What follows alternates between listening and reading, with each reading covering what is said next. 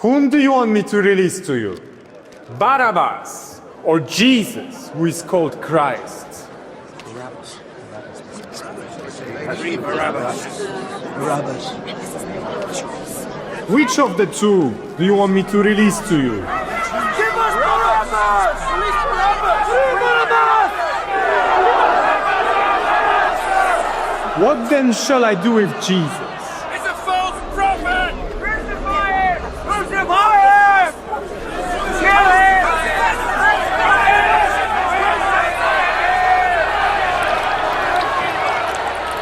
I am innocent of this man's blood. It is your responsibility.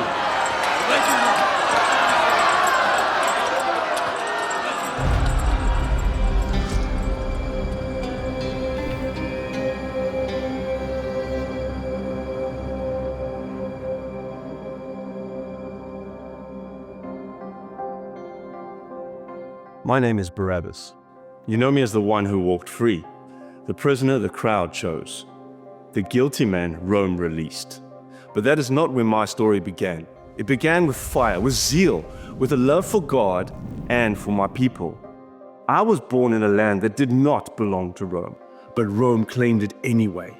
Their banners hung over our streets. Their soldiers patrolled our markets. Their taxes emptied our tables. We were sons of Abraham, living under Caesar. We worshipped in the temple of the Most High, but answered to the empire of men. Every year at Passover, when we remembered the God who delivered us from Egypt, we looked at our chains and wondered why He had not delivered us again. And somewhere between the prayers and the protests, between the psalms and the anger, something grew in me. At first it felt holy, righteous even. The scripture spoke of deliverers, of kings, of a Messiah who would overthrow the oppressor. So I believed God needed defenders, men willing to act, men willing to fight, men willing to spill blood. If that was the cost of freedom, I was willing. At first, it was whispers, meetings in the dark, voices lowered, names not spoken twice. We called ourselves brothers. Rome called us insurrectionists. But we did not begin with murder. We began with courage. So we thought.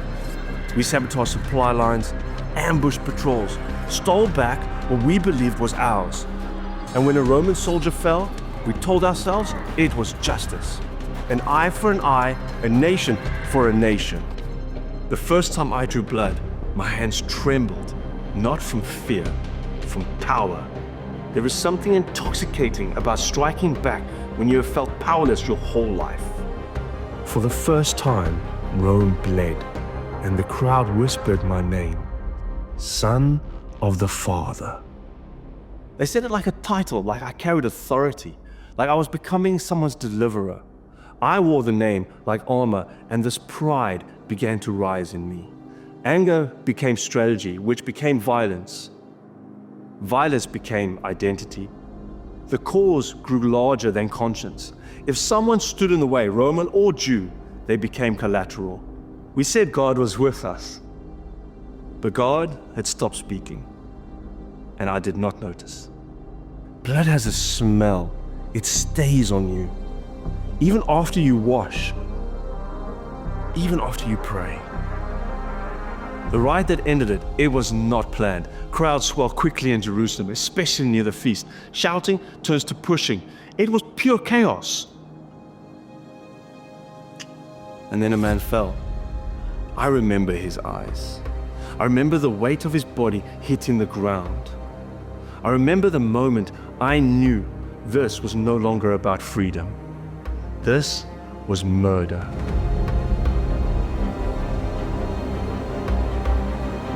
Rome does not ignore murder. They made sure the arrest was public. Chains in the street, spit in the dust. Soldiers dragging me like an animal. The same crowd that once whispered my name now stepped back. No one calls you brother when Rome comes. By the time the cell door closed, the fire that once felt holy had turned to ash. And for the first time, I was not angry. I was afraid. because I knew what awaited men like me. Crucifixion was not a rumor, it was policy. And I was guilty. A cell is louder than a riot, because in a riot you can hear yourself think. In a cell, you cannot escape it. The air smelled of iron, of sweat, of men who had waited before me. Some prayed, some cursed.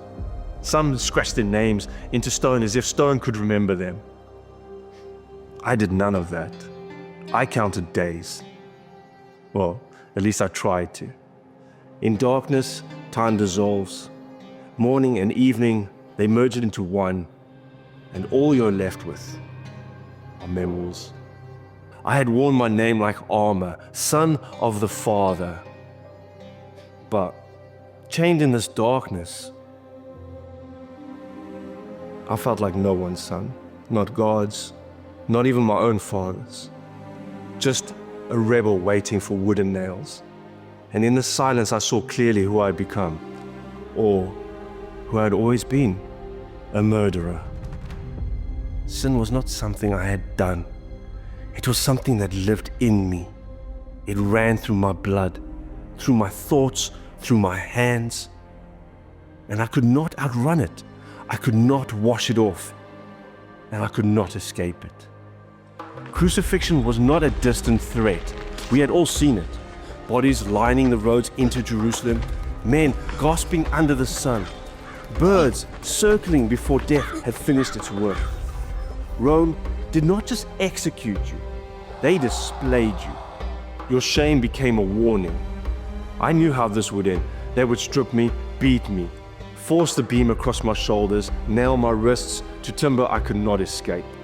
And the crowd would watch, some with satisfaction, some with indifference, no one with mercy. There was no sacrifice left for a man like me.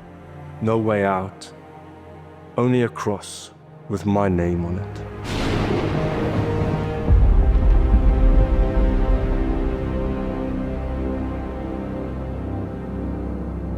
It was in that darkness that I first heard his name, Jesus of Nazareth. The guards spoke of him differently, not like they spoke of men like me. They said he was a teacher, a rabbi. Some said prophet, some said blasphemer. Some even said Messiah. They said that he healed the blind, that he touched lepers without fear, that demons fled when he spoke. I heard of men who promised revolution. I had been one of them. But this man, he spoke of another kingdom, not one built by daggers, defended by riots. They said he spoke of loving your enemies, of praying for those who persecute you, of turning the other cheek. I remember laughing, like, what kind of kingdom survives like that? And yet, the stories would not leave me. He ate with sinners. He forgave debts no priest had authorized. He spoke of God as Father. The kingdom that I spoke of is not of this world. If it were, my people would fight. But my kingdom is not from here. I did not understand him. Men like me don't follow teachers. We followed power. And yet, even in chains, I wondered, if Jesus was who they said he was, why was he being arrested? Why was he being brought here? And why do I feel like our stories are about to collide? Passover swelled Jerusalem like a wound ready to burst. Songs of deliverance filled the streets. Rome filled the rooftops with soldiers. Hope is dangerous in occupied cities. And this Jesus walked straight into it. They said he overturned the tables in the temple, called it his Father's house, said it became a den of thieves. Somehow his words cut deeper than mine ever did. My house, it shall be called a house of prayer. The priests did not fear rebels. Rebels are predictable. But a man who commands crowds without raising a sword? That man unsettles everything. He forgave sins. He healed on the Sabbath. He called God his Father, not in metaphor, but in certainty. I and the Father are one. That sentence sealed it. In Jerusalem, you can challenge Rome, but you cannot claim equality with God. The whispers turned to plans, the plans turned to arrest, and one night they brought him in chains, just like me.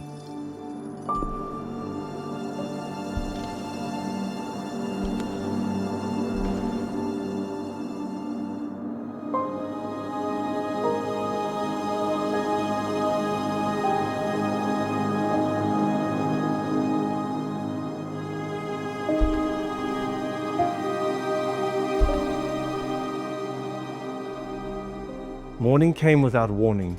They pulled me from the cell. I thought it was time. Crucifixion does not wait long. I had told them this hour would come. They stood me beside him. He was beaten, yet silent, unresisting.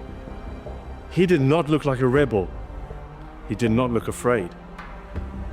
Father, not my will, but yours be done. Pilate asked them a question.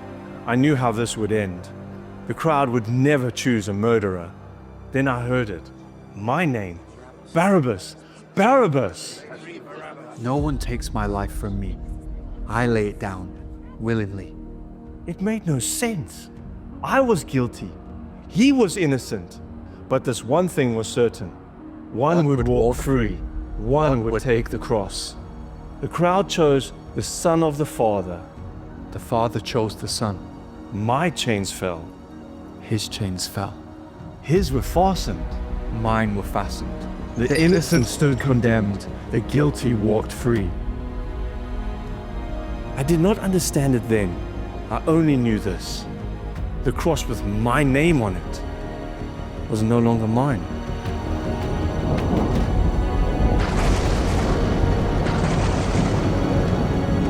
I should have run. That's what a free man does. But I followed, just close enough to watch. They beat him. I had seen men beaten before. I had beaten men before. But he did not curse. He didn't even fight back. They lifted the cross, the one that was meant for me. And above his head a sign, King of the Jews. Rome mocked him. The priests mocked him. Even the criminal beside him mocked him. And still, he spoke of forgiveness. Father, forgive them, for they do not know what they do. Forgive them? I knew what I had done, and yet he spoke as if mercy was still possible. Then the sky changed. Then the ground trembled. And the man who took my place breathed his last breath.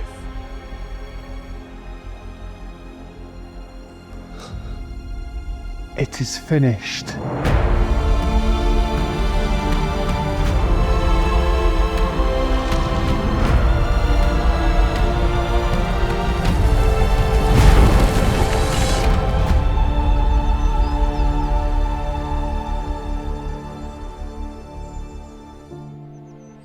They buried him quickly, and I tried to forget, to disappear, to live like a man who had escaped fate. But Jerusalem would not let me. On the third day, the rumors began. The tomb was empty, the stone rolled away. Some said his body was stolen. Others said angels spoke.